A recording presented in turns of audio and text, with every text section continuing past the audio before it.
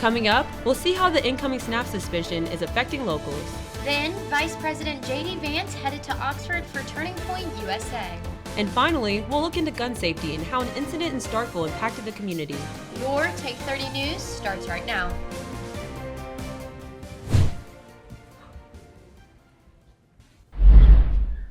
Happy Halloween, Bulldogs! I'm Mary Alexander. And I'm Molly Tannehill. FBI agents have arrested 20 people, including 14 law enforcement officers, in a sweeping Delta drug conspiracy sting. Federal prosecutors say the case spans multiple counties in Mississippi and reaches into Memphis. According to court records, officers are accused of providing protection for undercover agents posing as a Mexican cartel. Those charged range from patrol officers to Washington County Sheriff Milton Gaston and Humphreys County's Sheriff Bruce Williams. 19 defendants also face counts of carrying a firearm during a drug trafficking crime. The investigation followed tips that some Delta officers were demanding bribes from suspected dealers. Arraignments are expected to follow in federal court. The government shutdown has officially dragged into its 30th day, and food assistance is expected to pause tomorrow. Our Jake Holcomb has the story. The federal government has been shut down for a month with no end in sight. Tomorrow, the USDA will not send food stamps to those who rely on their help. This has local food banks scrambling to make up the difference. This morning, I've had 3 local pastors call, say, hey, what can we do? We'll make sure the needs are met. So we're trusting in the good Lord and the community we live in to meet that need. The Department of Agriculture estimates that almost 360,000 Mississippians received food stamps in May of this year. That would mean over 1 in 10 people are set to lose access to food security. We serve 150 families on average, 200 to 300 people. And so the local churches are donating food. One church will donate corn, one green beans, and so forth and so on. With such a dire need for more food, charities are asking for help filling boxes like this. The community has turned out, give out. We never run out of food. We were able to do anything and everything, meet the needs. God has blessed us. Those looking for food assistance or wanting to volunteer can find the Sturgis Food Bank at 220 South McKinnon Street in Sturgis. For Take 30 News, I'm Jake Holcomb. MSU students in need of food assistance can visit Bully's Pantry at 120 Morgan Avenue on campus. It's now time for your first look at weather with Campus Connect meteorologist Eden Godfrey. Well, we had a wet start to our week. We had almost 1.5 inches of rain along the I-82 corridor, and then almost 2 to 3 inches up towards our northern counties in Pontotoc and Tupelo. But that has since then started to push on out of our area, and we have nothing left but a blue sky behind us as we take a look towards our north campus. 64 degrees is our current temperature right now, and those will persist for the rest of the day as well. Temperatures are in the mid-60s currently. And as we get into the rest of our Halloween, that's going to be the name of the game. Those conditions are going to be nice and clear, and then tomorrow we'll start having some clouds build back up in the area with that rain chance. I'll have more coming up in my full forecast. This week, Vice President J.D. Vance and CEO of Turning Point USA, Erica Kirk, held a TPUSA event. We traveled to Oxford to attend. Turning Point appearance of Erica Kirk was Wednesday night after her husband was assassinated 7 weeks ago. Vice President J.D. Vance filled in for Kirk. He was the perfect father. He was the perfect husband. Charlie always believed that God's design for marriage and the family was absolutely amazing, and it is. Politicians from all around the state gathered, and students waited in line beginning at 11 a.m. for the event beginning at 6:30 p.m. The group that I was with waited in line since 12:30, and whenever we walked into the event, it was probably at 85%, 90% capacity. So if you were in line any much later than that, probably had a very slim chance of getting in. Vice President Vance spoke for 30 minutes, then answered questions from students for over an hour. Right behind me, Vice President Vance just answered multiple questions from Ole Miss students. Who does it? I don't want him to do it. Number 2, and this is also very important. The city of Oxford was excited for the large turnout and to welcome the vice president to their city. You know, it has a huge impact. Probably the biggest impact it has is putting Oxford on the national stage. There was so much media here from across the nation, but the main focus was on our students. And I'm glad that the nation got to see our students in a positive light. The next Turning Point USA event is in Auburn, Alabama. Over 10,000 students attended this event, and there are still 2 more events this year. Coming up, we'll look into gun safety and ADHD Awareness Month. Stay tuned for more after this short break. Imagining the built environment of tomorrow is a collaborative dream at the College of Architecture, Art, and Design at Mississippi State University. Learning is experienced in a studio environment that brings architecture, interior design, and building construction students together to solve 21st century challenges. One of only 2 such programs in the country, MSU's curriculum creates a 360-degree approach, an opportunity for learning how to work together in the real world, and encourages creativity and cooperation for resolving tomorrow's issues, such as housing for continued population growth, work and life environments for expanding urban lifestyles, and accommodating industrial and technology shifts. Working together gives students a better understanding of the intersection of design and construction and allows for the kind of creative thinking and practical application that leads to a better future for all. The City of Starkville Police Department has been cracking down on security in the district. Grace Harvey is here in the studio and has more on recent events in the Cotton District. Thanks, guys. The Starkville Police Department has opened a safety station from 10 p.m. until the area is cleared outside of Bulldog Burger, in a recent effort to keep people from gathering in large groups. One bar goer's wrong move with a firearm last Saturday could have caused harm to many people in the district after the homecoming game against Texas. I mean, all it takes is 30 seconds for a gun to go off and somebody dies. The Cotton District is very busy on game day weekends, and last Saturday was no different. I've lived here my whole life, and this past weekend was like one of the largest crowds I've seen in the district in a really long time. Around 10 p.m. last Saturday, a gunshot went off on Maxwell Street between Ben 612 and Uno Mas. So I was standing in the cheese fries line, and I heard something go off, and somebody had run into me from behind. I turn around and there's a mass of people storming down the street. And word very quickly spread, like within 10 minutes, that it was a shooting, and there's no other details than that. The Starkville Police Department says that a small caliber handgun was in an individual's pocket when it went off, accidentally shooting him in the leg. Gray area right there, because it's completely legal for somebody to have it on the streets, especially in Mississippi. The gun laws are so loose, but they can't have it in the bars. The state of Mississippi prohibits any opened or concealed carry in any place that primarily serves alcohol, like the bars here in the Cotton District. There's a heavier presence of law enforcement in the area, but a lot of them are down towards the end of the district, like towards the Landing and Bulldog Burger, and very few have been in the central part of the district. But there's only so much you can do when you have 20 cops and 10,000 people, you know. But I feel like they're trying really hard, and it's getting better, way better than it was last year. In 2024, Mississippi had the highest gun death rate, followed closely behind by Louisiana. The city of Starkville recently released a statement to remind bargoers to keep the party inside, leave all bottles and cans inside, keep the streets clear, and keep your firearms at home. October isn't just Breast Cancer Awareness Month, it's also ADHD Awareness Month. An estimated 15.5 million Americans are diagnosed with ADHD according to the CDC. Yet studies show women are less likely to receive a diagnosis. Attention Deficit Hyperactive Disorder, or ADHD, is one of the most common mental disorders in America. Although boys and girls are equally likely to have ADHD, boys are 2 to 3 times more likely to be diagnosed according to the ADHD Awareness Coalition. Experts theorize this is due to boys presenting symptoms differently than girls.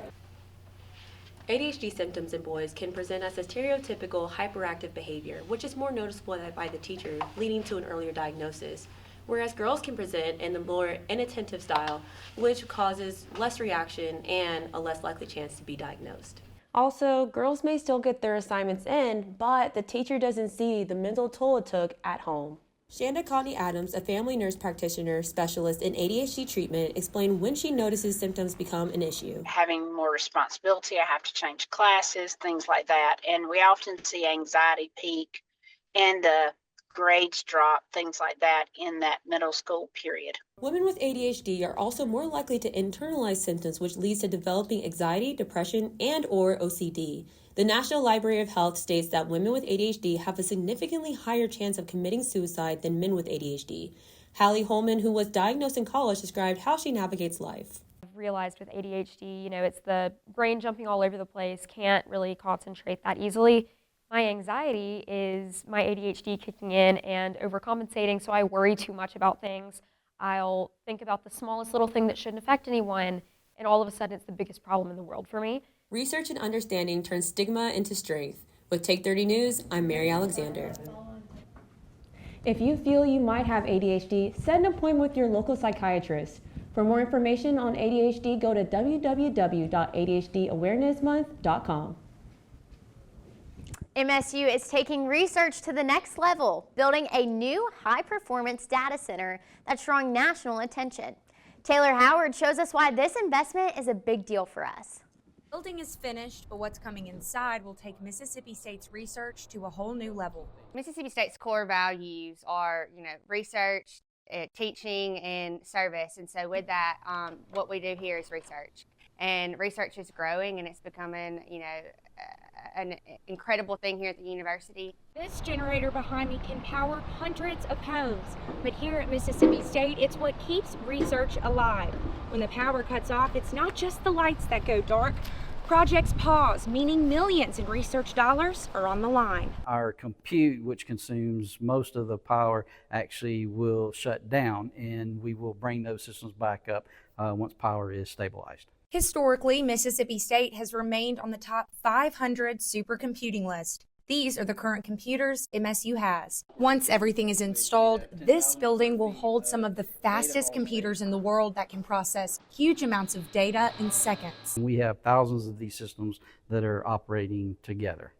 So the power of these systems is substantial compared to what's available on your desktop. These systems will help researchers ranging from weather forecasting to cybersecurity and agriculture. Some of the research that our guys are doing are saving lives. They're able, because of the data that they can do with these supercomputers for weather prediction. They're able to, help people in times of hurricanes and tornadoes. While the project's nearly complete, there's still more work to do. For Take 30 News, I'm Taylor Howard. For students interested in research, HPCC leaders say this new facility will open up more opportunities to get involved. Coming up, we'll take a look at your full forecast with Campus Connect meteorologist Eden Godfrey. Stay tuned for more after the break. Mississippi State University, student-led teams are taking one of the country's biggest health issues to heart.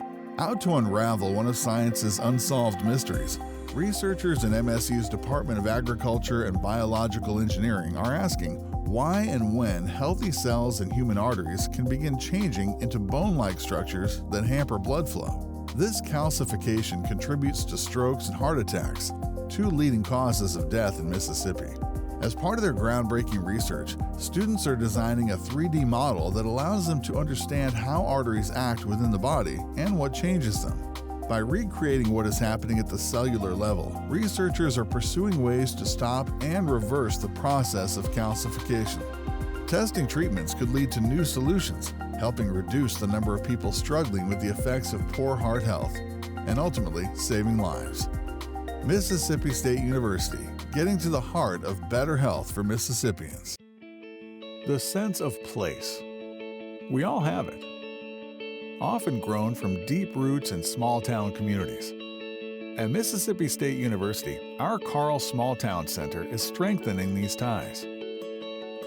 With nearly 40 years of making a difference, we're revitalizing communities into welcoming places to work, live, and congregate. By weaving together the best pieces of our past with modern technology and amenities, we're creating the hometowns of the future. Places where lifetime memories can be made, where you have all the things you need. along with all the things you want. Through partnerships with our communities, we're identifying improvement opportunities, recommending paths forward, and creating the plans for a better tomorrow. All right, Bulldogs, it's time for that full weather forecast. Eden, tell us what we should expect. Well, looking at our satellite and radar right now, it is nothing but a clear sky, not a cloud in sight.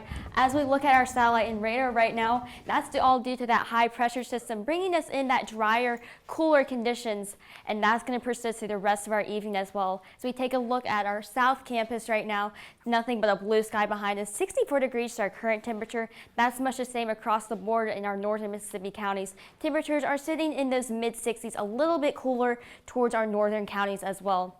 As we get into the rest of our evening for that Halloween forecast, those temperatures are going to drop down just a bit into the lower 50s and then into the upper 40s as we get into those overnight temperatures. And then later on tonight, they really start dropping down into the low 40s and even 30s as we get into that overnight. It's 40 here in Starkville and then 40 in Columbus as well. Even Aberdeen and then Calhoun City at 39 degrees. So rather chilly evening ahead if you have any plans to go out, maybe to the Ella Langley concert or other Halloween forecasts or Halloween plans. Now, as we get into our Saturday morning, we'll start having some clouds build up into the area, and then later on as we get into Saturday afternoon, we might have a sprinkle of rain here or there. Saturday evening into that overnight time frame, that's when we start having some rain start moving into our area, just a few sprinkles here and there, not a total washout. And then Sunday we start clearing back out again towards a rather lovely Sunday ahead of us. Lots of sunshine back in our forecast. So Saturday, 63 degrees is our high, a few sprinkles here and there, mostly cloudy though. And then Sunday, 60 degrees as our high, and then lots of sunshine ahead. But later on, those temperatures are going to drop, and that's going to give us a chance for some frost on Sunday night into early Monday morning.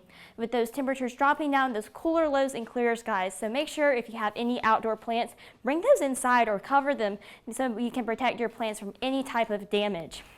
As we get into the rest of our week though, lots of sunshine ahead after we get through Saturday. Remember, Saturday night into Sunday, we change our clocks back as daylight saving time ends.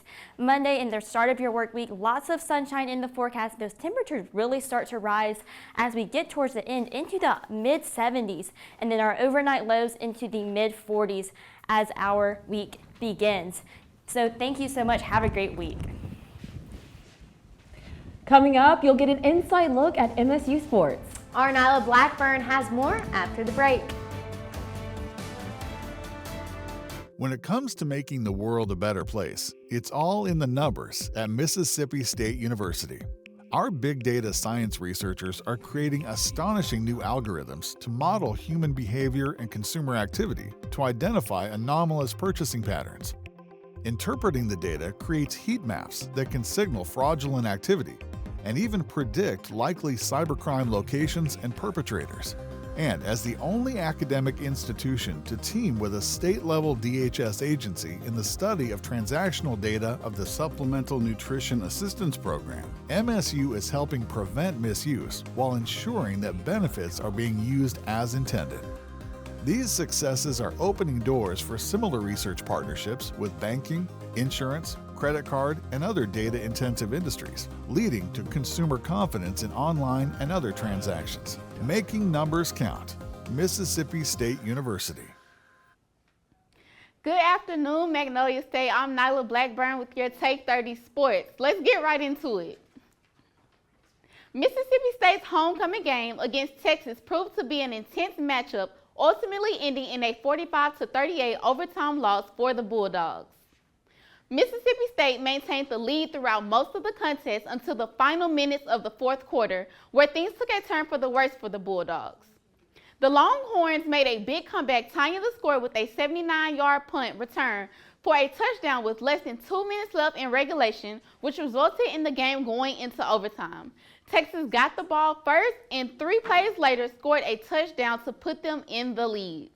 The Bulldogs get the ball but have no success with quarterback Blake Shapen throwing 3 incompletions in the drive and game end with a sack on Shapen and a fumble recovered by Texas.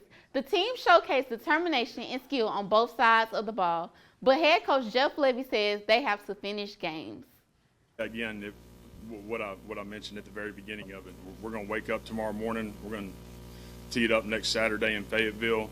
And for our guys, there's one way this gets fixed, all right, and that is us being together. And we're going to find out what kind of foundation we have as we get ready to go on the road and play another really good football team. Again, having the ability to win the game in the fourth quarter, we've got to find a way to knock that door down. And incredibly disappointing, frustrating to say the least. Our guys played incredibly hard. We're ready to play, didn't play great early, and then found ways to respond. But we got to finish the game, and we got to finish the game and go win. Despite the Bulldogs' effort and the support of their fans during homecoming, this defeat extends Mississippi State's SEC losing streak to 16 games. While the outcome was disappointing, the Bulldogs plan to play with the same amount of momentum and intensity this Saturday against Arkansas. The game starts at 3 p.m. The Mississippi State Soccer Dogs have had a successful season, ending their regular season with a 10-5-1 record. They unfortunately ended the regular season with a 1-0 home loss to Georgia, but they still qualify for a spot at the SEC tournament. The tournament will host the top teams in the SEC from November 2nd to the 9th. Head coach Nick Zimmerman expressed his high hopes for this team in the tournament. I mean, it's awesome for the group. You know, they've earned this. You know, we said to them today, you know, it's tough to make it to the SEC. You look at the past SEC champ, and they're not playing in it. You know, and that just goes to show you, you know, how tough this conference is. And every game matters, every point matters. And you know, really happy for the group. They had a great training session tonight. They're excited about the opportunity. And you know, we play a really good Oklahoma team. Scores a lot of goals, and we know it's going to be a great challenge. The Bulldogs will be taking on the Oklahoma Sooners in Pensacola, Florida this Sunday at 4:30 p.m. Basketball season is quickly approaching, and head coach Chris Jans has very high expectations for his team. Even though there are 11 new players on the team, that does not lessen Coach Jans' confidence in what this group can achieve.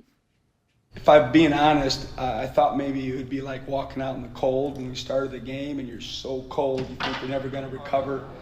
And that's what it felt like, I think, for our team. It was like 9-1, if I wasn't mistaken, and we were having a hard time getting a shot off without turning the ball over. We were having a hard time securing their defensive rebound when the ball was shot, and certainly when you play Houston, you know that's going to be the case. But I was happy and proud that, you know, they took the big punch and they punched back. You know, they punch back, and whenever you go into these games, you're always curious. You know, you're going to have some adversity, and we had some real adversity on the road. And for the most part, I thought our guys handled it pretty well. The men's basketball regular season kicks off on November 5th at home against North Alabama. After that, they face Iowa State, Southeastern Louisiana, and Kansas State, which is a challenging lineup that will set the tone for the season. After the break, we'll check out some fun Halloween festivities around MSU and Starkville. Stay with us.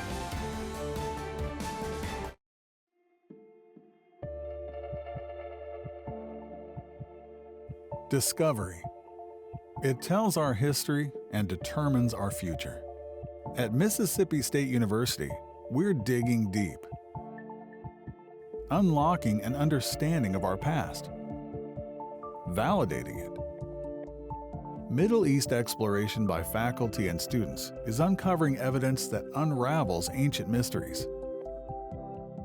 Scholars have long thought of the biblical kings David and Solomon as mythological figures. Our research offers evidence that supports their existence, boosting MSU into an international league of experts on archaeology. Now we're changing the way people think about the past, opening up new possibilities of understanding for future generations. Digging deeper, learning more. Oh, okay. One local family is keeping the Halloween spirit alive in a big way. Take 30's Kristina Baca covers Mr. Clark and his story. On Locust Lane in Starkville, Mississippi, you can't miss it. Skeletons, glowing pumpkins, and ghost dancing. For 20 years, Clark Roman has brought the Halloween spirit right to his front yard. Lived here, this is our 20th year. We've been here, but we used to live on Park Avenue, and we started over there. It wasn't near as elaborate as all this, but this is 20 years worth of yard sales. What started as a few decorations has turned into a neighborhood tradition and a family affair. Just doing it together, just having them input and help, and go that extra mile that I don't go anymore. When you see all the decorations and lights, it's easy to think that this is just about Halloween. But for Mr. Clark, it's about tradition and love, but also honoring someone very special. This began as a shared passion with his wife and has become a heartfelt tradition, one he has continued since her passing in 2021. It's an everyday thing, but the holidays just are good, bad. I mean, there's a lot of good there, but there's a lot of getting through it there. And she would dress up just like the rest of us. For the Romans, keeping the display up isn't just about fun. It's about sharing joy, creating memories, and celebrating family traditions that last. It's kind of for the kids to enjoy. Mr. Clark's display is a reminder that sometimes the brightest lights of Halloween come from the memories we hold close. Reporting in Starkville for Take 30 News, I'm Kristina Baca. Well, it looks like it's going to be a chilly day today. That's right, Mary. Tonight, what can we expect for trick-or-treaters eating? Well, as we get into the overnight, when the sun starts to set, that's when we get really chilly. It could be into the 50s, even in the 40s as well. But overall, it's still going to be a nice, lovely evening to get outside, whether you have some party plans or trick-or-treating plans. It'll be a great one. Tomorrow will be a little bit cloudy. You might have some sprinkles here and there, but overall, a great Halloween weekend ahead of us. Yeah, for sure. Nyla, what are you thinking about this game tomorrow? Well, I hope Mississippi State wins. What are y'all hopes? Well, I'm really excited for it. I mean, it's an away game, so anybody who's going, go ahead and do that. And that's all we have today for Take 30 News. I'm Mary Alexander. I'm Molly Tannehill.